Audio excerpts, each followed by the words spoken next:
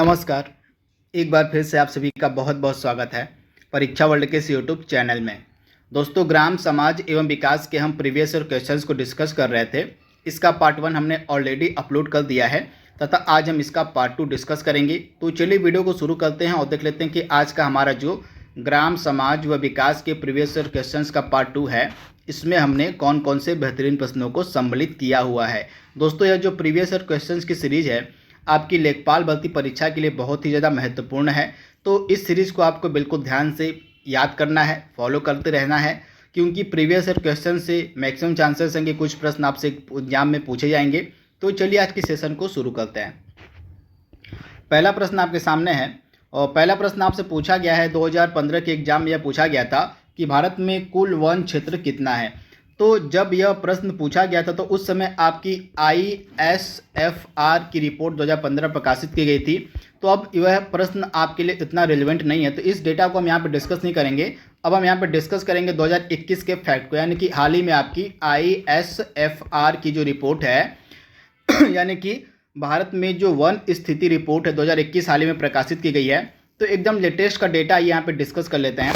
तो एकदम 2021 के डेटा के अनुसार हमारे देश में वनों और वृक्षों का कुल जो क्षेत्रफल वो कितना है, अब नोट डाउन कर लीजिएगा। 8,09,537 वर्ग किलोमीटर ये कुल एरिया है वर्तमान में हमारे वनों और वृक्षों का। तो आप इसे याद कर लीजिएगा। कुल वनों और वृक्षों से जो आच्छादित क्षेत्रफल हमारे देश का वो है 8,09,537 वर्ग किलोमीटर।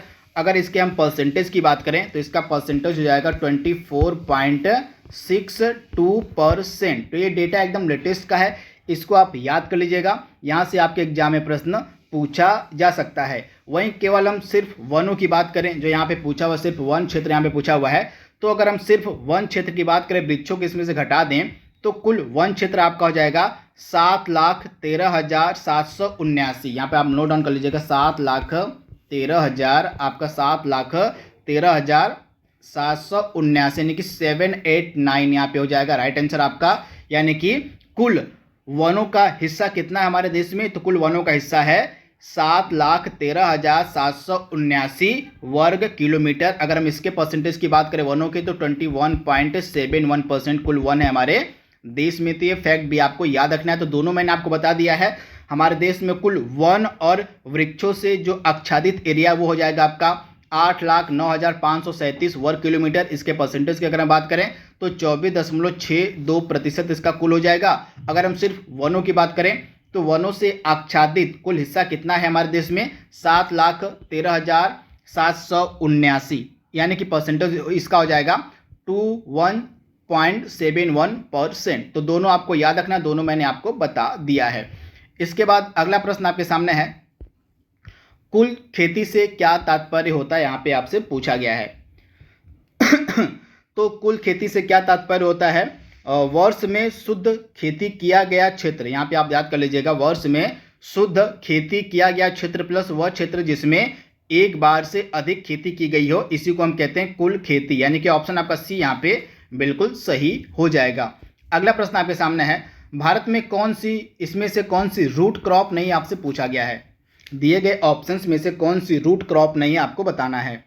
तो इसमें से आपकी जो ईख है, आपका जो शुगर केन है, वह रूट क्रॉप नहीं है। तो राइट आंसर आपका क्या हो जाएगा, ईख। बाकी आपके जो यहाँ पे तीनों दिए गए हैं, आलू, चुकंदर, शकरकंद, ये सभी आपके रूट क्रॉप के एग्जाम्पल है, परंतु इसमें से ईख जो है आपका रूट क्रॉप का एग्जाम्पल नहीं है। गेहूं में प्रोटीन का प्रतिशत परसेंटेज यहाँ पे पूछा गया है। तो गेहूं में प्रोटीन का परसेंटेज होता है 12%, यानी कि ऑप्शन आपका यहाँ पे डी जो है बिल्कुल सही हो जाएगा। 12% जो है सामान्यतः आपका प्रोटीन पाया जाता है। लगभग यहाँ पे दिए गए ऑप्शंस के अनुसार आपका 12% हो जाएगा। वहीं अगर हम एग्जैक्ट फिगर की बात करें तो 8 से लेके 15% के मध्य जो है आपका गेहूं में प्रोटीन पाया जाता है। लेकिन अगर हम इसमें ऑप्शंस के अनुसार देखें तो ऑप्शन आपका हो जाएगा 12% राइट आंसर। अगला प्रश्न आपके सामने है, NPK के किस अनुपातिक प्रयोग की संतुष्टि जो है की गई है। तो NPK का कौन सा जो है अनुपात प्रयोग में लाया जाता है खेती में, तो आप ध्यान से याद कर लीजिएगा। NPK यानी कि नाइट्रोजन, फास्फोरस और पोटेशियम का कौन सा अनुपात है? 4:2:1, यानी कि ऑप्शन आपका यहाँ पे जो बी है बिल्कुल सही हो जाएगा। भारत में नाइट्रोजन, फास्फोरस और पोटेशियम का जो प्रयोग है यह 4:2:1 के अनुपात में होता है। तो ऑप्शन आपका बी यहाँ पे बिल्कुल सही हो जाएगा। पूसा रूबी जो है किसकी उन्नत किस्म का एग्जाम्पल है? तो पूसा रूबी जो यहाँ पे टमाटर का एग्जाम्पल है, यानी कि ऑप्शन आपका बी यहाँ पे बिल्कुल सही हो जाएगा। टमाटर की उन्नत किस्म होती है आपकी पूसा रूबी, यानी कि ऑप्शन आपका बी यहाँ पे बिल्कुल सही हो जाएगा। अगला प्रश्न सामने आपके है, एक थ्रेशर द्वारा दानों को अधिक नुकसान होता है कब? तो एक थ्रेशर जो होता है उसके द्वारा दानों को अधिक नुकसान होता है यदि इसकी गति बहुत ज़्यादा हो। उस कंडीशन में जो थ्रेशर होता है वह दानों का अधिक नुकसान करता है, यानी कि ऑप्शन आपका ए यहाँ पे बिल्कुल सही हो जाएगा। यदि उसकी गति अधिक हो उस कंडीशन में थ्रेशर के द्वारा दानों को अधिक नुकसान होता है। तो ऑप्शन ए आपका बिल्कुल सही हो जाएगा। ये सभी प्रश्न दोस्तों आपके चकबंदी लेखपाल की जो परीक्षा 2015 में हुई थी उसमें पूछे गए हैं। दीमक को नष्ट करने के लिए सर्वाधिक उपयुक्त रसायन कौन सा है? तो दीमक को नष्ट करने वाला जो सर्वाधिक उपयुक्त रसायन है वो हो जाएगा आपका मोनोक्रोटोफस। क्या हो जाएगा? मोनोक्रोटोफस, यानी कि ऑप्शन आपका ए यहाँ पे बिल्कुल सही हो जाएगा। इसको आप याद कर लीजिएगा, मोनोक्रोटोफस। अगला इंपॉर्टेंट प्रश्न आपके सामने है, और फसल कटाई परीक्षण किस लिए किया जाता है? तो आपका जो फसल कटाई परीक्षण है किस लिए किया जाता है, यानी कि क्रॉप कटिंग एक्सपेरिमेंट जो होता है आपका उपज का अनुमान लगाने के लिए किया जाता है। तो ऑप्शन जो आपका यहाँ पे बी है बिल्कुल सही हो जाएगा। जो आपका फसल कटाई परीक्षण होता है, जो आपका क्रॉप कटिंग एक्सपेरिमेंट होता है, यह उपज का अनुमान लगाने के लिए किया जाता है। तो ऑप्शन आपका बी यहाँ पे बिल्कुल सही हो जाएगा। आंवले का सर्वाधिक उत्पादन कहाँ पर होता है? तो यहाँ पे यूपी से रिलेटेड प्रश्न है। तो आंवले का जो सर्वाधिक उत्पादन होता है वो होता है आपका प्रतापगढ़ में। तो आप इसे याद कर लीजिएगा, प्रतापगढ़ आपका राइट आंसर हो जाएगा, ऑप्शन ए। और खसरा और खतौनी कौन तैयार करता है? इंपॉर्टेंट है, ये सभी प्रश्न आपके चकबंदी लेखपाल में पूछे गए हैं। तो खसरा और खतौनी तैयार करने की जो जिम्मेदारी होती है वो पटवारी के पास होती है। तो आप इसे याद कर लीजिएगा, पटवारी, यानी कि ऑप्शन आपका सी यहाँ पे बिल्कुल सही हो जाएगा, पटवारी। अगला प्रश्न है, स्वदेशी हल क्या होता है? तो स्वदेशी हल क्या होता है? तो जुताई का एक प्राथमिक उपकरण है। ये स्वदेशी हल जो है जुताई का एक प्राथमिक उपकरण होता है, यानी कि ऑप्शन आपका डी यहाँ पे बिल्कुल सही हो जाएगा। आप इसे याद कर लीजिएगा। अगला इंपॉर्टेंट प्रश्न आपके सामने, ईख की जो अर्धसाली किस्म होती है उसकी फसल की अवधि पूछी गई है। तो ईख की अर्धसाली किस्म की फसल की अवधि कितनी होती है? 18 महीने होती है, यानी कि ऑप्शन आपका बी यहाँ पे बिल्कुल सही हो जाएगा। 18 महीने होती है इस फसल की अवधि, यानी कि ऑप्शन बी। भारत में 90% सिंचाई क्षेत्र किसके अंतर्गत आते हैं?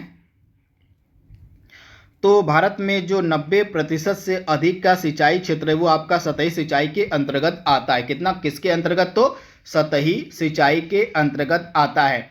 सतही सिंचाई के अंतर्गत क्या क्या आपका आ जाएगा? कुआं हो गया, नलकूप हो गया, नहरें हो गई, तालाब हो गए, ये भी आपके सतही सिंचाई के अंतर्गत आते हैं। तथा इनसे भारत में सर्वाधिक मात्रा में सिंचाई की जाती है। तो ऑप्शन आपका यहाँ पे क्या हो जाएगा? ऑप्शन आपका यहाँ पे क्या हो जाएगा? सतही सिंचाई, यानी कि ऑप्शन डी आपका यहाँ पे बिल्कुल सही है। जनगणना 2011 के अनुसार ग्रामीण भारत की आबादी यहाँ पे पूछी गई आपसे। तो 2011 की जनगणना के अनुसार जो ग्रामीण भारत है उसकी आबादी कितनी थी? तो राइट आंसर आपका क्या हो जाएगा?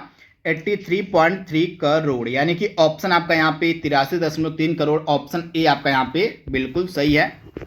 और ग्रामीण भारत में सर्प की कौन सी प्रजाति अधिक संकटापन्न यानी कि संकट में है? तो भारत में कौन से सर्प की प्रजाति सबसे अधिक संकट में है? तो आप ध्यान से याद कर लीजिएगा। इसमें से रसेल वाइपर सर्प जो है ग्रामीण भारत में पाया जाने वाला एक प्रजाति है सांप का जो बहुत ही अधिक संकट में है। तो ऑप्शन आपका यहाँ पे क्या हो जाएगा? रसेल वाइपर, यानी कि ऑप्शन आपका डी यहाँ पे बिल्कुल सही हो जाएगा। अगला प्रश्न आपके सामने है, हरित क्रांति का लाभकारी वरदान किन विशेष फसलों के लिए है? तो चावल व गेहूं हो जाएगा इसका राइट आंसर, ऑप्शन सी। हरित क्रांति का जो आपका सर्वाधिक वरदान है, लाभकारी वरदान है, ये दो फसलों के लिए था, गेहूं और चावल के लिए। तो ऑप्शन आपका यहाँ पे जो सी है बिल्कुल सही हो जाएगा। इंपॉर्टेंट प्रश्न है, डेफिनेटली आपसे एग्जाम में यह प्रश्न पूछा जा सकता है। इसके बाद जो अगला प्रश्न आपके सामने है, और ग्रामीण भारत में प्रत्येक वर्ष कितने प्रतिशत टीवी सेटों की बिक्री होती है? तो यह 2015 के डेटा के अनुसार है। तो इसका राइट आंसर उस समय था क्या आपका 44%, यानी कि ऑप्शन आपका सी यहाँ पे बिल्कुल सही हो जाएगा 44%।